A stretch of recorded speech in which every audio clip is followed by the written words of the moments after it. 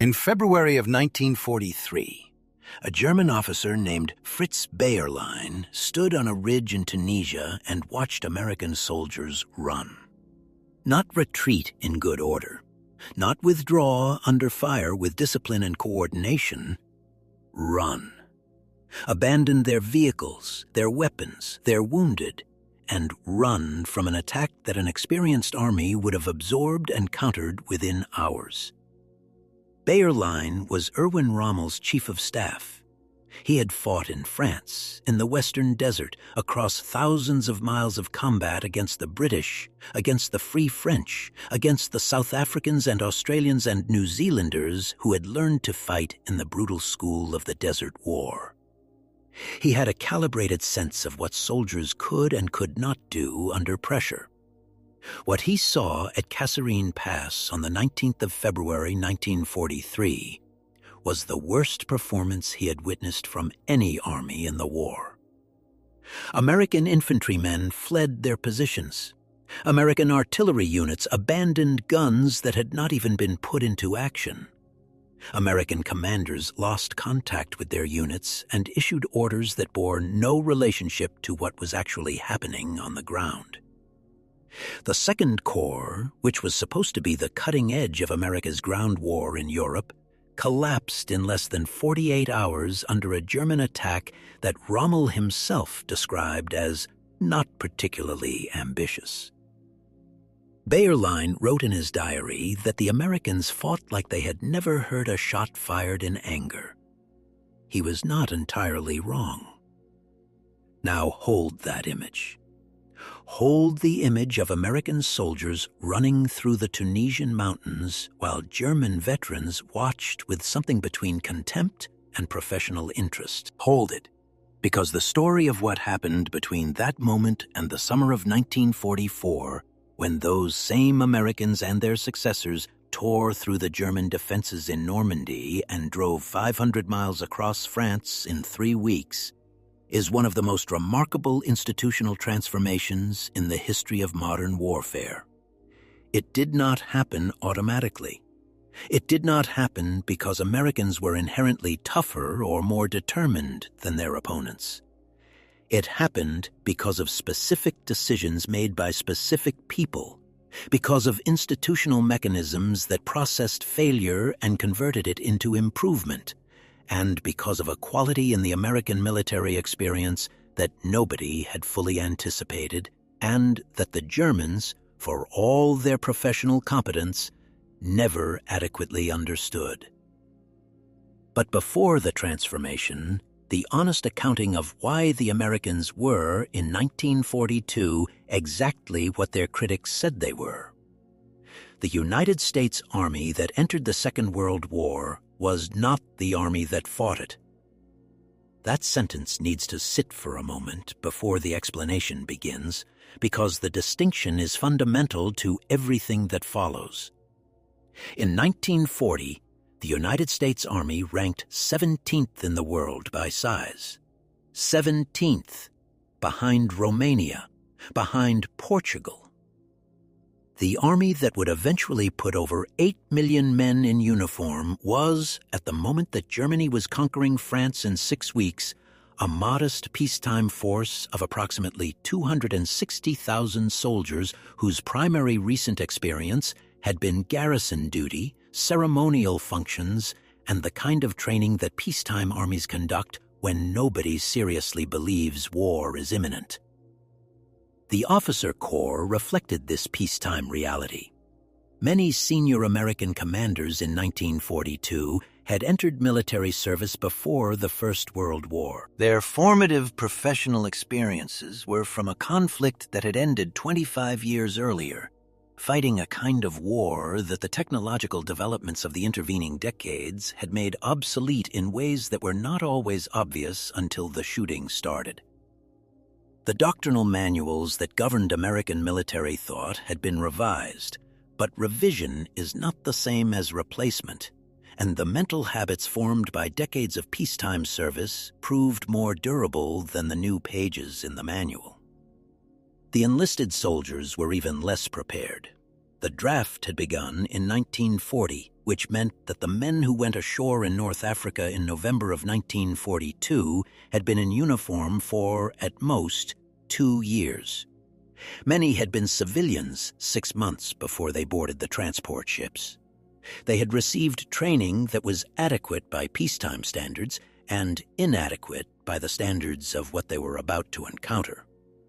The training problem was not simply a matter of duration. It was a matter of realism. American training in 1941 and 1942 was conducted at a level of safety and abstraction that left soldiers fundamentally unprepared for the chaos, the noise, the physical and psychological shock of actual combat.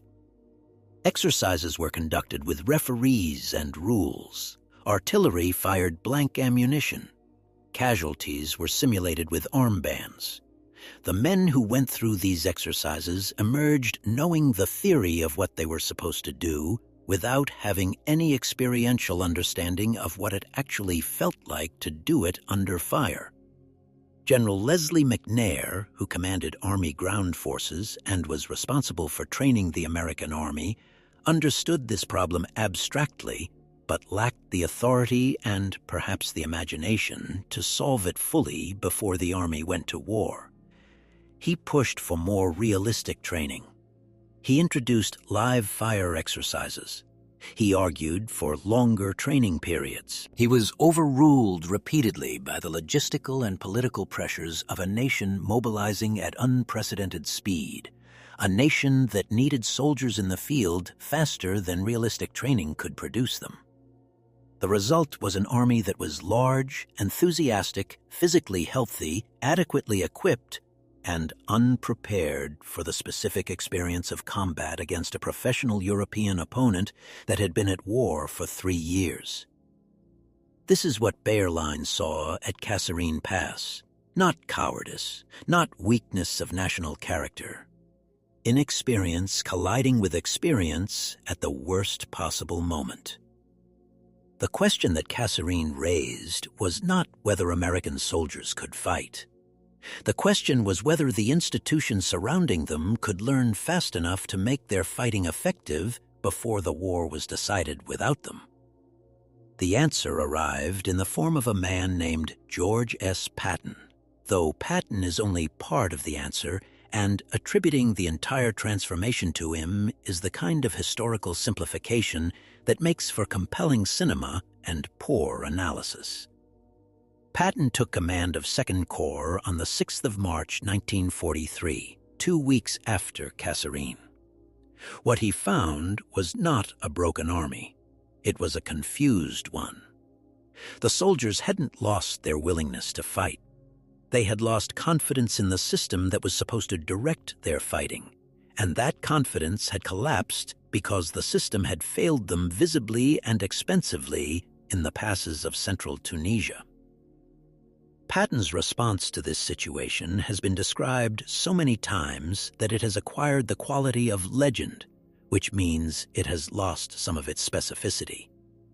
The profanity, the ivory-handled pistols, the physical presence of a commander who seemed to generate energy rather than consume it, these are real and they mattered in the specific context of an army that needed to believe its leadership was competent before it could believe in itself. But what Patton actually did, beneath the theater of his personal style, was more systematic and more interesting than the legend suggests.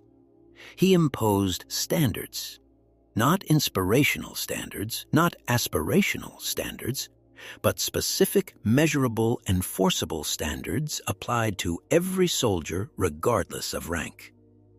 Helmets worn at all times, neckties worn in the field, vehicles maintained to specified conditions, officers present with their units rather than at rear headquarters. These requirements seem trivial. They were not. They were a mechanism for rebuilding institutional discipline at the level where institutional discipline actually lives, in the daily behavior of individual soldiers and their immediate commanders. An army that cannot maintain uniform standards in garrison cannot maintain tactical standards under fire. the connection is not metaphorical. It is practical.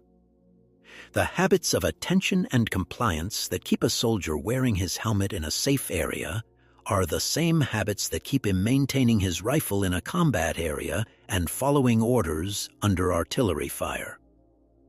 Within 3 weeks of Patton's assumption of command, 2nd Corps had a different quality. Not a dramatically different fighting capability, that would take longer to develop, but a different relationship between the men and their institution. They believed their leadership was serious. Believing their leadership was serious, they became more serious themselves. The actual fighting improvement came from a different source, and this is the part of the story that the legend of Patton obscures. After Kasserine, the American Army did something that militaries rarely do with adequate speed or thoroughness. It studied its failure honestly, distributed the lessons widely, and changed its behavior based on what it learned. The after-action reports from Tunisia are remarkable documents. They do not read like the self-protective institutional communications that bureaucracies typically produce after failures. They read like the work of people who understood that they had made serious mistakes and that understanding those mistakes precisely was a matter of survival. The reports identified specific tactical failures. They named the doctrinal assumptions that had produced those failures. They recommended specific changes to training, to command procedure, to the relationship between armor and infantry, to the use of artillery. These recommendations were not filed and forgotten. They were acted upon. The training programs that prepared American soldiers for the Normandy landings in June of 1944 incorporated the lessons of Tunisia directly. Soldiers who had never been in combat trained differently because soldiers who had been at Kasserine wrote honestly about what had gone wrong. The institutional mechanism of after-action review, applied seriously and consistently, converted the price paid in Tunisia into an improvement that saved lives in France. This mechanism, simple in concept and genuinely difficult to implement in practice, was one of the most important advantages the American Army possessed over its German opponent by the middle of the war. German military culture had a profound tradition of after-action review, the Nachbesprechung, that had produced much of the tactical excellence that made the early German campaigns so devastating. But as the war turned against Germany, the institutional capacity for honest self-assessment deteriorated. Commanders who reported failures accurately risked Hitler's fury. Commanders who reported optimistically kept their positions.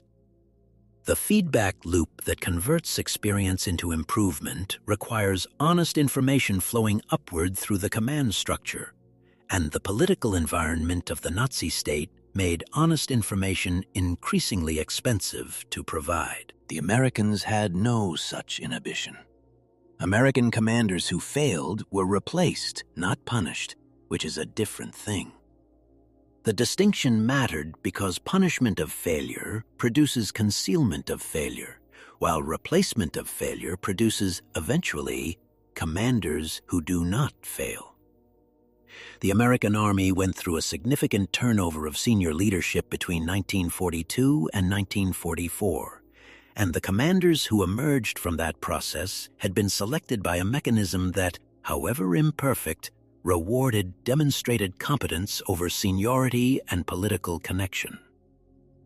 Now move forward to Sicily, the summer of 1943, because Sicily is where the transformation became visible in ways that Tunisia had not permitted.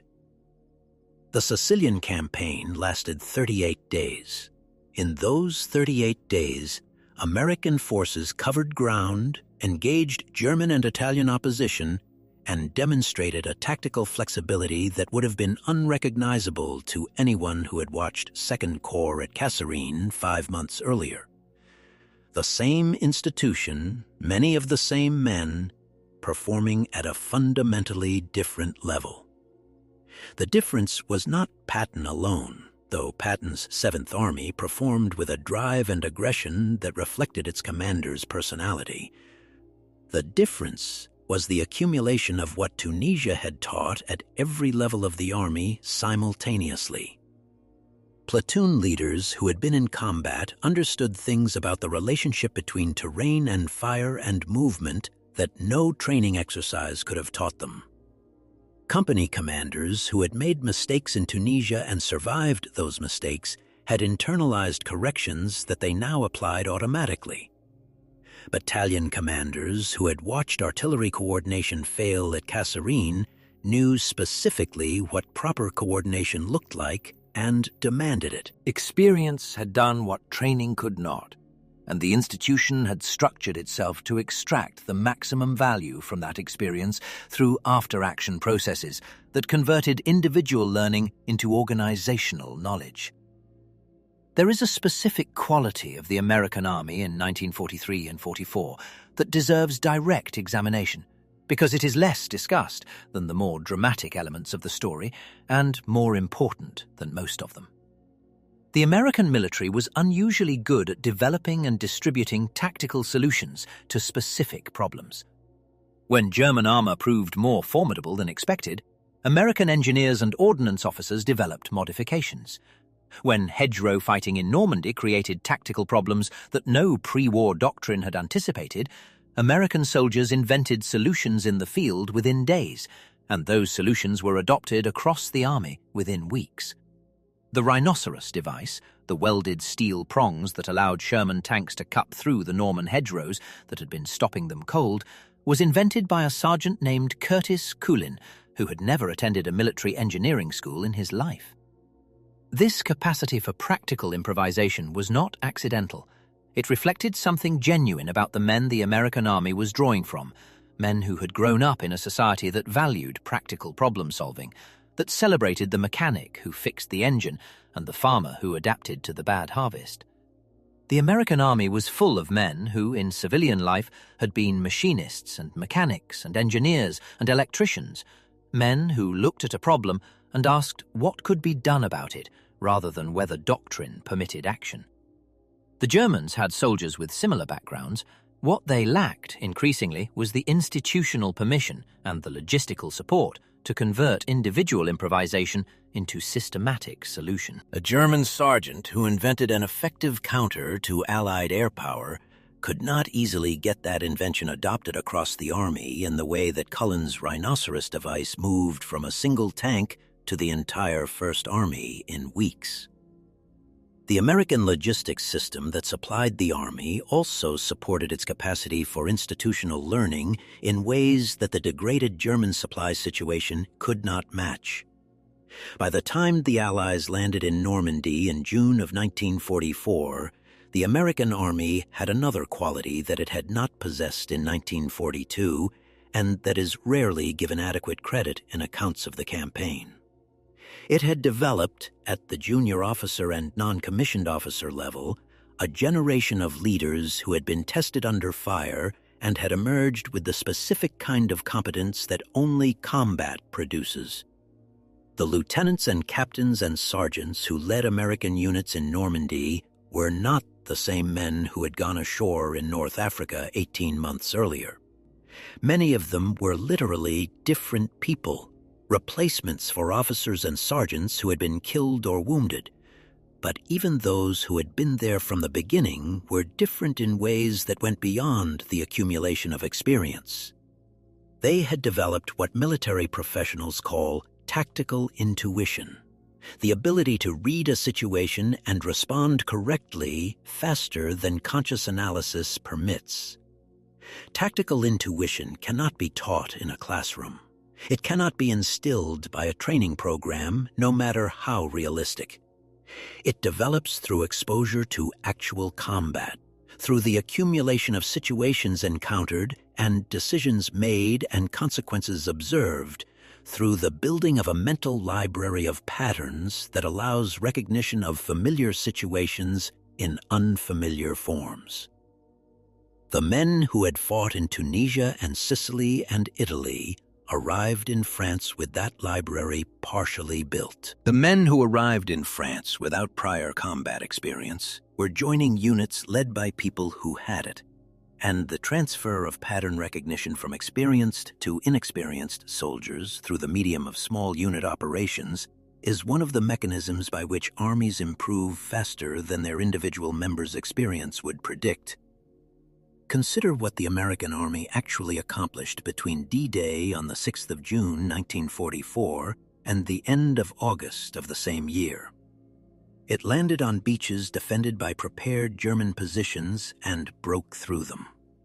It fought through the bocage country of Normandy, terrain that favored defense so strongly that military analysts had predicted weeks of grinding attritional warfare.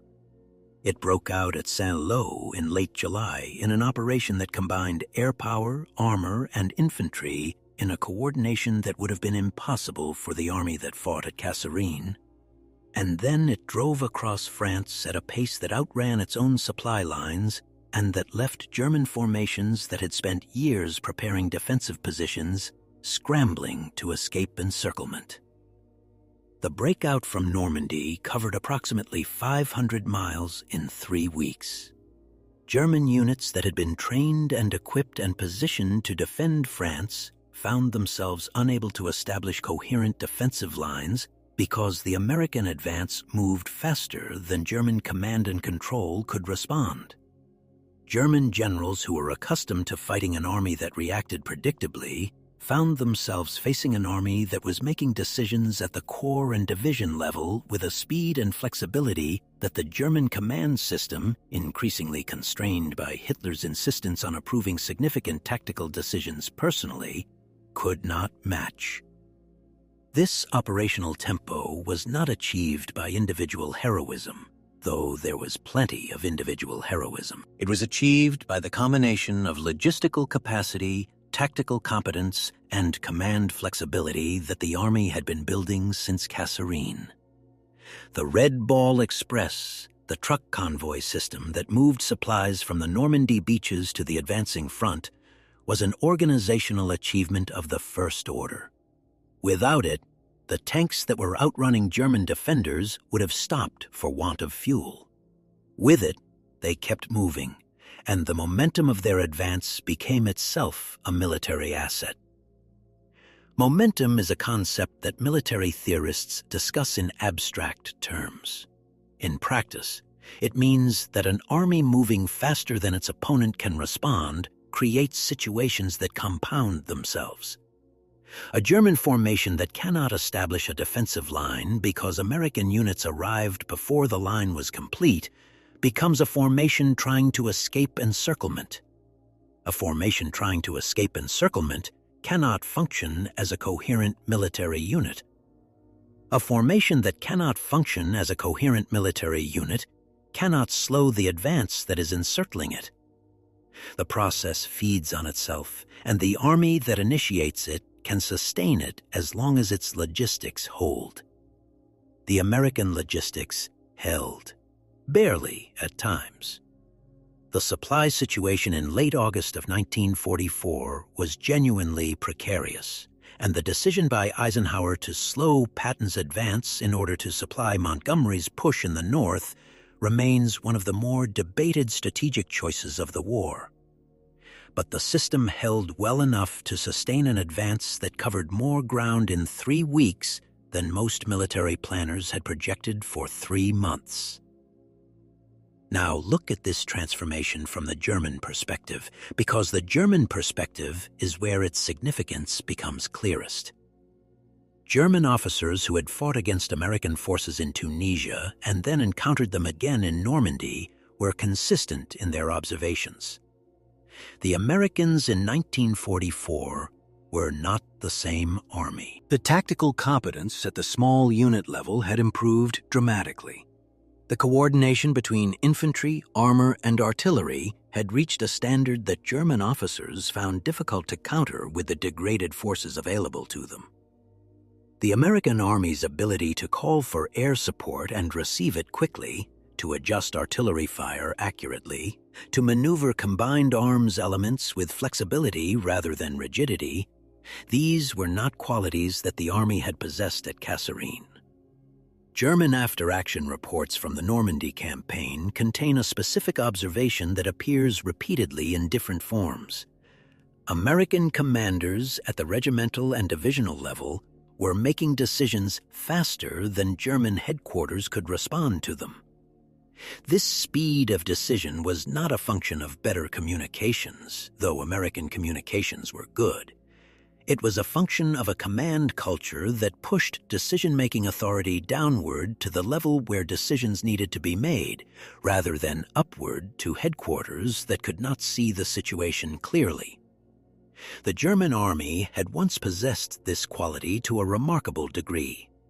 The Auftragstaktik, the mission-based command philosophy that gave junior commanders authority to achieve objectives by whatever means they judged effective, had made German tactical operations in France and the Soviet Union devastatingly effective in the early years of the war. By 1944, this quality had been partially reversed by Hitler's insistence on controlling tactical decisions that should have been made by colonels and generals, not by a head of state 1,000 miles from the front.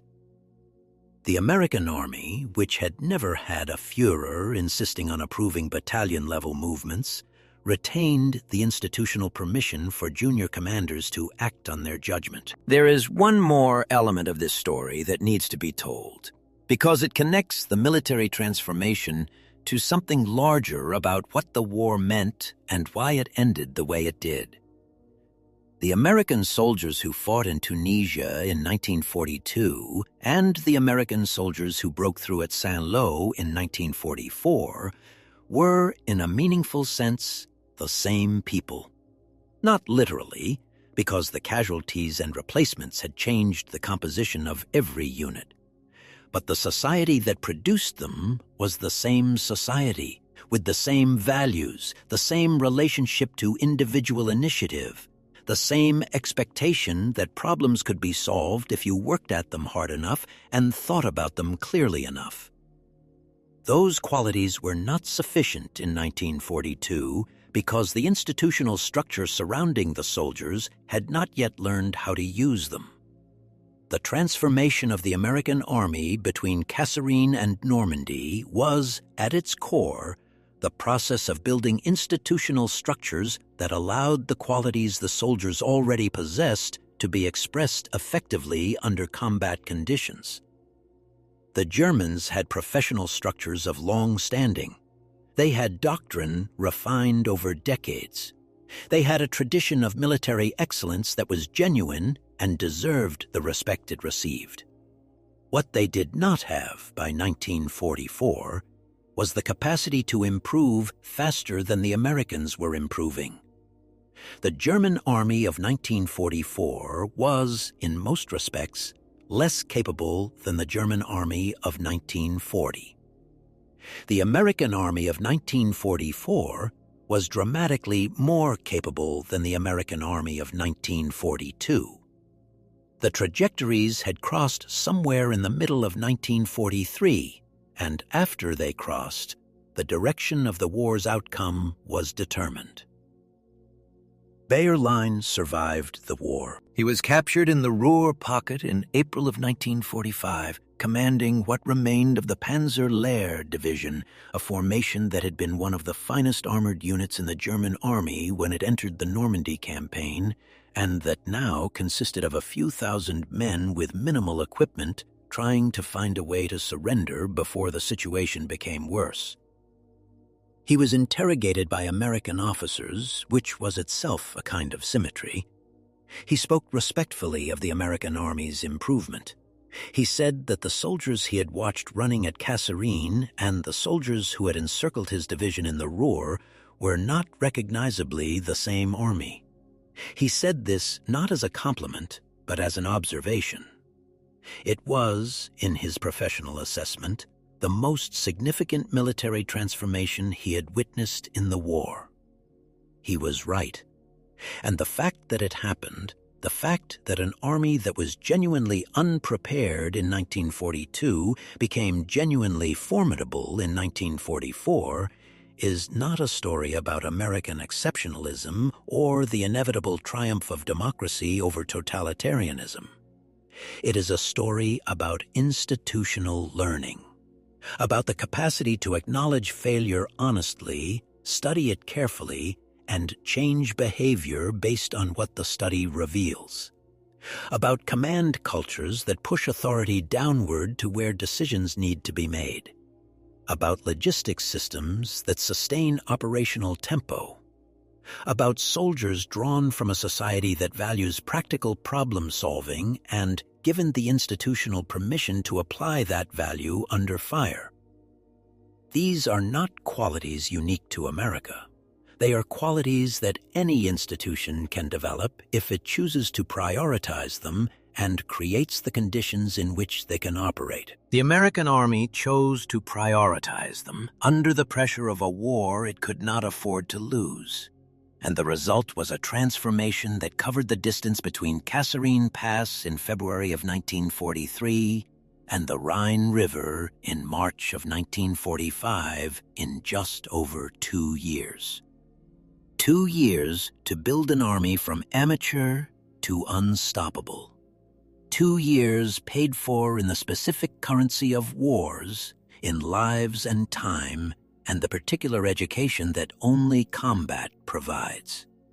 The men who paid that price deserve to be remembered clearly, which means remembering both what they were at the beginning and what they became, because the distance between those 2 points is the measure of what they achieved. If this analysis gave you a fuller picture of how the American Army became what it became, please like and subscribe. We examined the systems and decisions behind the battles, the transformations behind the victories, and the full picture behind the stories that history tends to simplify. Thank you for watching.